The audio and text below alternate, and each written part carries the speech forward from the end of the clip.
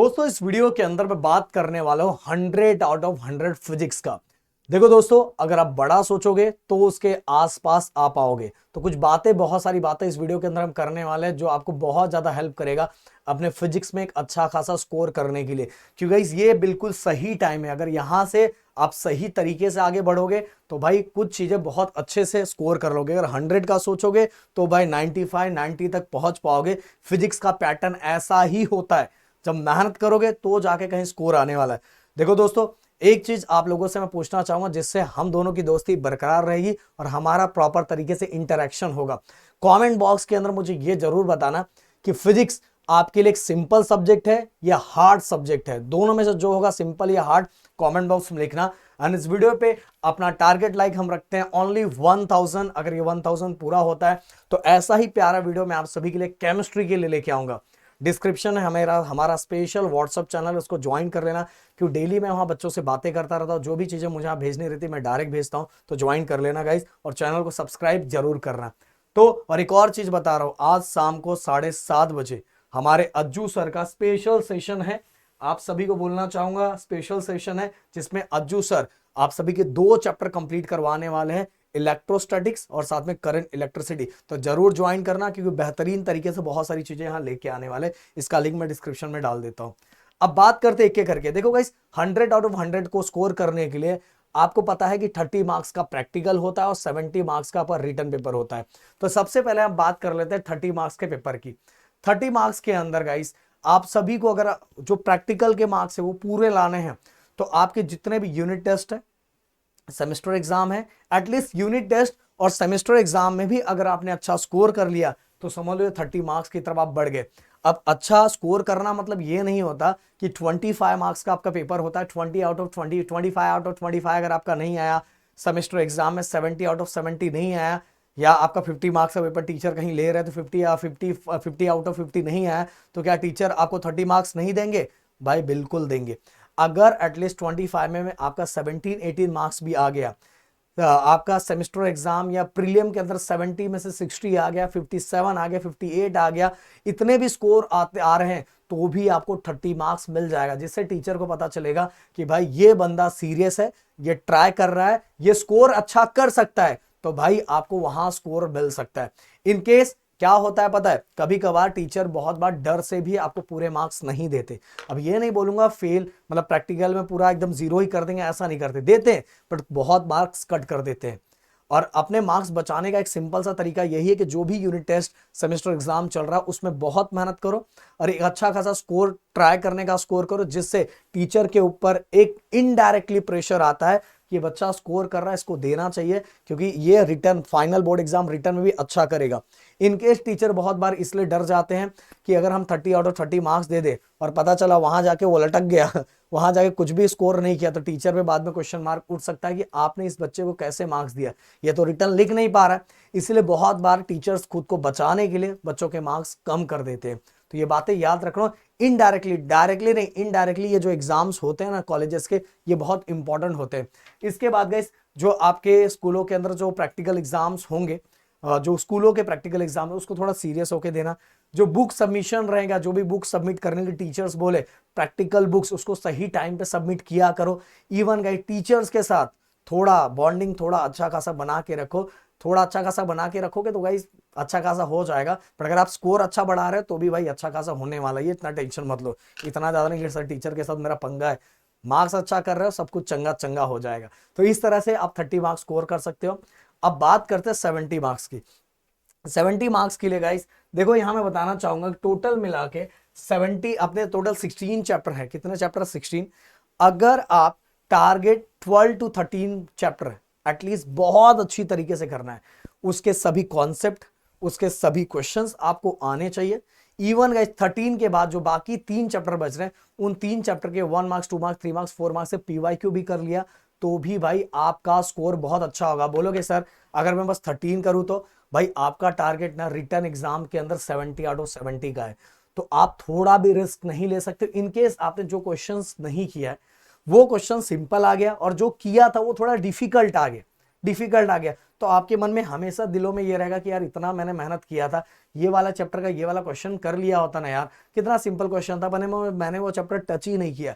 इसलिए मैं बच्चों को हमेशा बोलता हूं कि एक पैटर्न हमेशा फॉलो कर लिया करो कि आप सभी को क्या करना चाहिए कि अगर आपका टारगेट पूरे मार्क्स का है, आउट ऑफ मार्क्स का है, तो भाई कोई भी चैप्टर स्किप मत किया करो। कैसे किया करो, आपने 13 चैप्टर बहुत अच्छी तरीके से कर लिया, बाकी चैप्टर के 1 मार्क्स 2 मार्क्स 3 मार्क्स 4 मार्क्स में जो आए हुए PYQ है बस उसको कर लो। देखो भाई आप फिर भी बहुत अच्छा स्कोर कर लोगे, समझ में आ रहा है, बहुत इवन 13 चैप्टर भी आपने अच्छे से कर लिया तो भी बहुत अच्छा स्कोर कर लोगे। बट हम यहाँ सच में टारगेट कर रहे हैं 100 आउट ऑफ 100 का, इसीलिए गाइस हम इस वाइज प्लानिंग कर रहे हैं।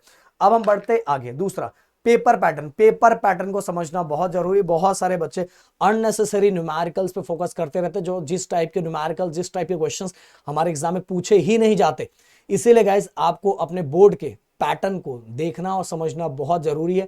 अगर आप उसको देख और समझ लोगे तो भाई आप बहुत अच्छा स्कोर कर पाओगे। इसलिए पेपर पैटर्न को समझना बहुत ज्यादा जरूरी होता है। इसी के साथ ही गाइस देखो, आपको थोड़ा अगर CT का एग्जाम दे रहे हो तो बुक्स को अच्छे से रीड करने का एक हैबिट 10-15 मिनट रखो, जिससे आपको बहुत ज्यादा हेल्प होगा। बहुत सारे क्वेश्चन से बहुत ज्यादा हेल्प मिलता है। इवन गाइस नोट्स, आपके पास एक अच्छा खासा नोट्स होना चाहिए। अगर आपके पास एक अच्छा खासा नोट्स है तो अननेसेसरी नोट्स बनाने का जो टाइम है वो टाइम आपका बच जाएगा। बस आप क्या करोगे, डेरिवेशंस की प्रैक्टिस करोगे, डायग्राम की प्रैक्टिस करोगे। देखो गाइस डेरिवेशंस की प्रैक्टिस आपको करना ही पड़ेगा लिख लिख के। अगर आप सोचोगे बस आप देख लोगे हो जाएगा तो ऐसा बिल्कुल नहीं होने वाला। डायग्राम सोचोगे बस देख लोगे हो जाएगा, नहीं होगा भाई।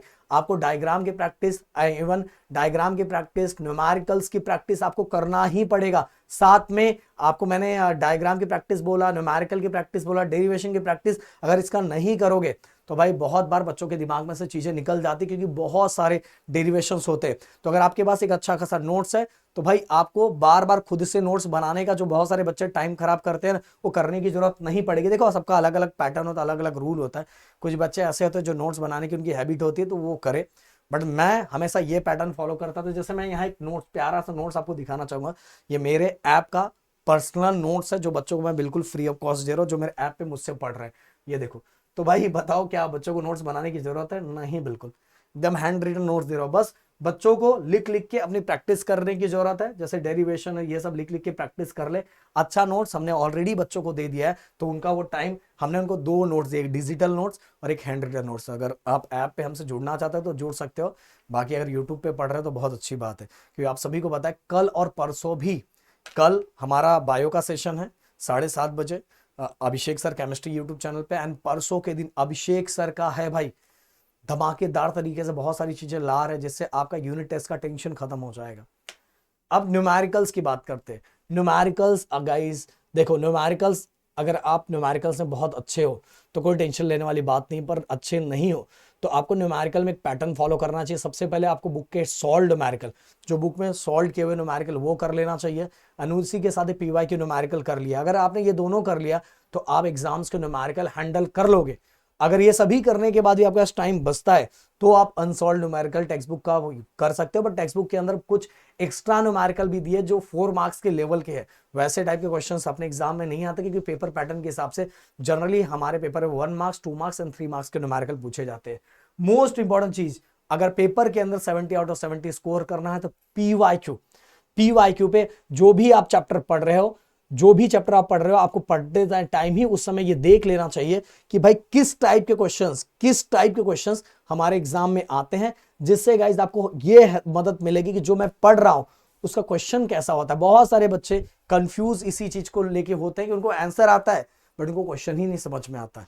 इसीलिए गाइस पढ़ने के टाइम में आपको PYQ देखते रहना चाहिए, जिससे आपका दोनों काम एक साथ हो जाए। अब कुछ एक्स्ट्रा बोनस टिप्स मैं आप सभी को देना चाहूंगा।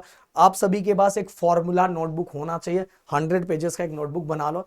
जब आप चैप्टर स्टार्ट कर रहे हो तो चैप्टर के अंदर जो जो आपको फॉर्मूला मिला, वो चैप्टर का नाम लिखो, उसके नीचे जो फॉर्मूला मिला, उससे रिलेटेड जो SI यूनिट मिला, उससे रिलेटेड जो इंपॉर्टेंट कांस्टेंट मिला, उससे रिलेटेड जो सिंबल मिला, वो लिख लोगे तो गाइस बहुत बार ना न्यूमेरिकल्स पहचानने में, आइडेंटिफाई करने में हेल्प हो जाता है।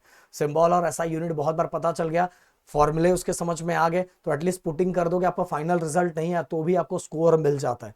और ये आप करोगे तो आप JEE दे रहे हो, नीट दे रहे हो, CT दे रहे हो, इससे आपको हेल्प मिल जाता है। और आप डायरेक्ट आपके पास एक लिस्ट बनता है, और जब अभी आप चैप्टर पढ़ रहे हो तो उसी के साथ ये लिखते जाओ ये लिखते जाओगे तो ऑलरेडी आप खुद से ये फॉर्मूला तो खुद से ही बनाना चाहिए, समझ में आ रहा है? खुद से बनाना चाहिए। और अगर आपके पास नोट्स नहीं है तो भाई तब तो आपको खुद से बनाना पड़ेगा कि नोट्स एक अच्छा खासा होना चाहिए, समझा?